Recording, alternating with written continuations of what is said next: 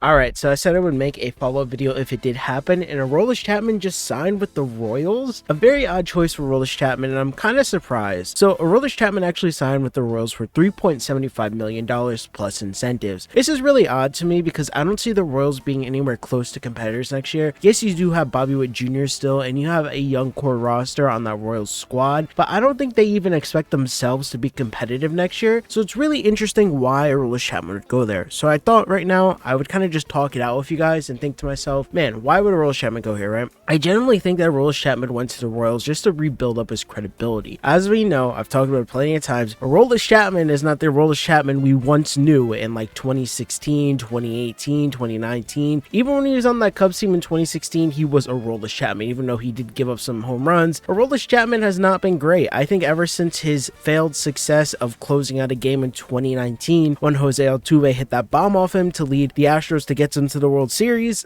I think Aroldis Chapman has not been good at all. Aroldis Chapman does have some times where he shines and he actually becomes the person that we once knew, the guy that shocked the world when he threw 106 miles per hour in one of his first major league games. I think it's insane that Aroldis Chapman used to be praised so highly as this amazing closer and has started to fall off the cliff ever since like 2019. I think Aroldis Chapman going to the Royals is a perfect fit, and the reason I say that is because one, like I said, he can rebuild his credibility. It's a one-year contract. I'm sure if the Royals feel that they're not going to contend for the playoffs to an extent to where they could flip him at the deadline, he's going to get flipped. I think some team is going to definitely keep watching Aroldis Chapman because hey, he just threw a bullpen for the Marlins like literally yesterday, which is January 18th. He threw a bullpen for them yesterday and it's signed with the Royals today. So I wouldn't be surprised if he ends up getting flipped at the deadline, if he could even perform at like minimum 60% of his max ability. I think Aroldis Chapman is someone that is still versatile. He's someone that just needs to get under control. Yes, the sticky stuff being exposed definitely hurt his reputation. He hasn't been the same since the sticky stuff being gone, but I think Aroldis Chapman still has a lot to prove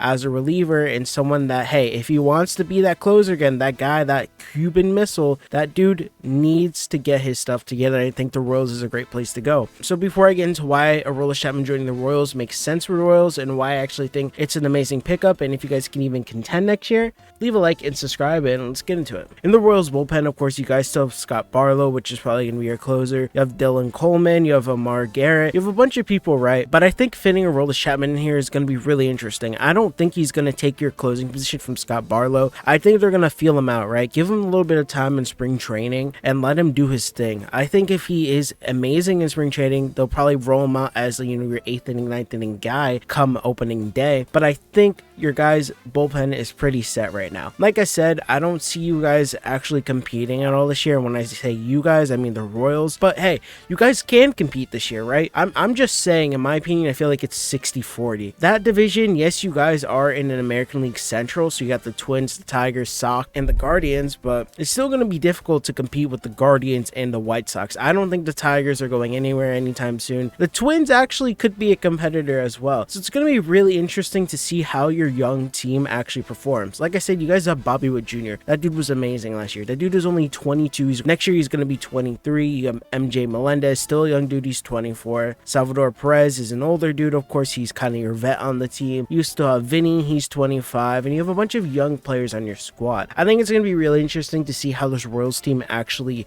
you know, plays out next year. Can the Royals actually do something and shock the world? I'd be there for it. I'd be excited to see if the Royals could actually, you know, make the playoffs or even contend in that division. Yes, you're probably going to have to win out division just because, you know, the American League Central isn't the best. I don't mean to be rude or anything, but the West and the East are way more competitive than this. So it's unfortunate to say, but yes, the Guardians did upset people last year and the Guardians are still getting better as a team. They're a young team as well. I like the AL Central just because it's a very young core roster of each individual team. Yes, the Tigers do have some old heads, kind of like Miggy and stuff like that, but hey, it's okay, man. Miggy's a legend. We like him there. The White Sox are supposed to, you know, take away this division last year, and look what happened with the White Sox. They kind of had a collapse. Their manager was a big part of it as well, and injuries, so give them that. But I think this is going to be really interesting to see how this American League Central kind of plays out. Yes, this is originally a Aroldis Chapman video, but I'm really interested in how the Royals will actually perform next year. It's going to be really funny to see in like a year, to see my predictions and see if Aroldis Chapman gets, you know, traded at the deadline or the, you know, Royals actually make the playoffs or anything like that. But yeah, that's pretty much it, guys. This is just an update video and